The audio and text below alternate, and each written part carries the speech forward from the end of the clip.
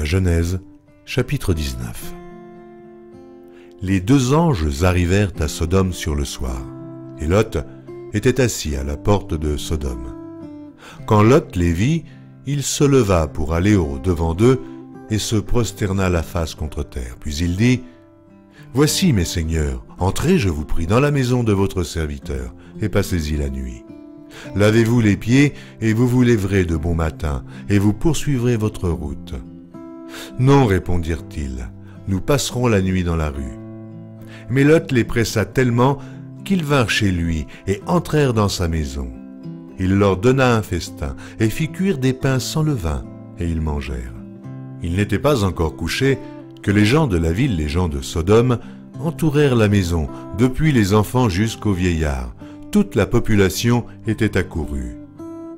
Ils appelèrent Lot et lui dirent, « Où sont les hommes qui sont entrés chez toi cette nuit? Fais-les sortir vers nous, pour que nous les connaissions. » Lot sortit vers eux à l'entrée de la maison et ferma la porte derrière lui. Et il dit, « Mes frères, je vous prie, ne faites pas le mal.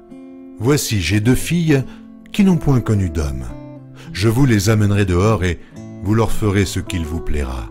Seulement, ne faites rien à ces hommes, puisqu'ils sont venus à l'ombre de mon toit. » Ils dirent, « Retire-toi. » Ils dirent encore, « Celui-ci est venu comme étranger, et il veut faire le juge. Eh bien, nous te ferons pique à eux. » Et, pressant Lot avec violence, ils s'avancèrent pour briser la porte. Les hommes étendirent la main, firent rentrer Lot vers eux dans la maison, et fermèrent la porte.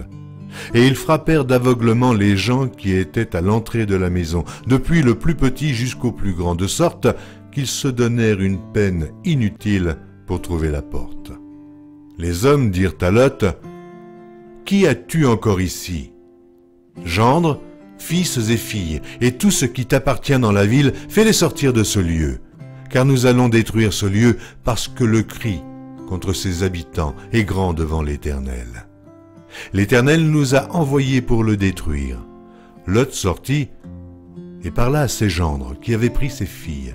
« Levez-vous, dit-il, sortez de ce lieu, car l'Éternel va détruire la ville. » Mais aux yeux de ses gendres, il parut plaisanter.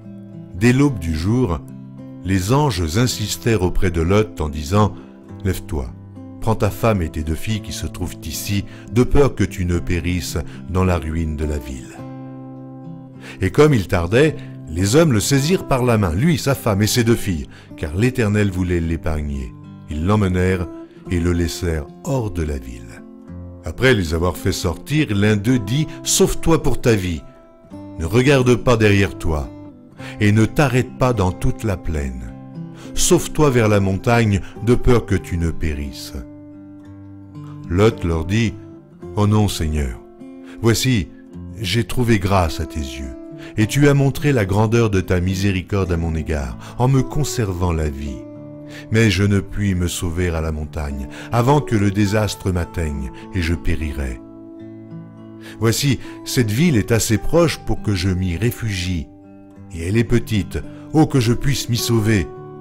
N'est-elle pas petite, et que mon âme vive? » Et il lui dit, « Voici, je t'accorde encore cette grâce, et je ne détruirai pas la ville dont tu parles.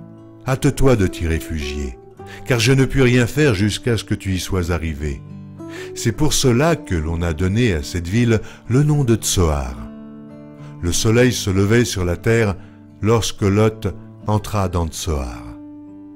Alors l'Éternel fit pleuvoir du ciel sur Sodome et sur Gomorrhe, du soufre et du feu, de par l'Éternel. Il détruisit ces villes, toute la plaine et tous les habitants des villes et les plantes de la terre. La femme de Lot regarda en arrière, et elle devint une statue de sel. Abraham se leva de bon matin pour aller au lieu où il s'était tenu en présence de l'Éternel. Il porta ses regards du côté de Sodome et de Gomorrhe, et sur tout le territoire de la plaine. Et voici, il vit s'élever de la terre une fumée, comme la fumée d'une fournaise. Alors Dieu détruisit les villes de la plaine, et il se souvint d'Abraham. Et il fit échapper Lot du milieu du désastre par lequel il bouleversa les villes où Lot avait établi sa demeure. Lot quitta Tsoar pour la hauteur et se fixa sur la montagne avec ses 2 filles, car il craignait de rester à Tsoar. Il habita dans une caverne, lui et ses 2 filles. L'aînée dit à la plus jeune, « Notre père est vieux, et il n'y a point d'homme dans la contrée pour venir vers nous, selon l'usage de tous les pays. Viens, faisons boire du vin à notre père et couchons avec lui, afin que nous conservions la race de notre père. » Elles firent donc boire du vin à leur père cette nuit-là, et l'aînée alla coucher avec son père. Il ne s'aperçut ni quand elle se coucha, ni quand elle se leva. Le lendemain, l'aînée dit à la plus jeune, « Voici, j'ai couché la nuit dernière avec mon père. Faisons-lui boire du vin encore cette nuit, et va coucher avec lui, afin que nous conservions la race de notre père. » Elles firent boire du vin à leur père encore cette nuit-là, et la cadette alla coucher avec lui. Il ne s'aperçut ni quand elle se coucha, ni quand elle se leva. Les 2 filles de Lot devinrent enceintes de leur père. L'aînée enfanta un fils qu'elle appela du nom de Moab. C'est le père des Moabites jusqu'à ce jour. La plus jeune enfanta aussi un fils qu'elle appela du nom de Ben-Ami. C'est le père des Ammonites jusqu'à ce jour.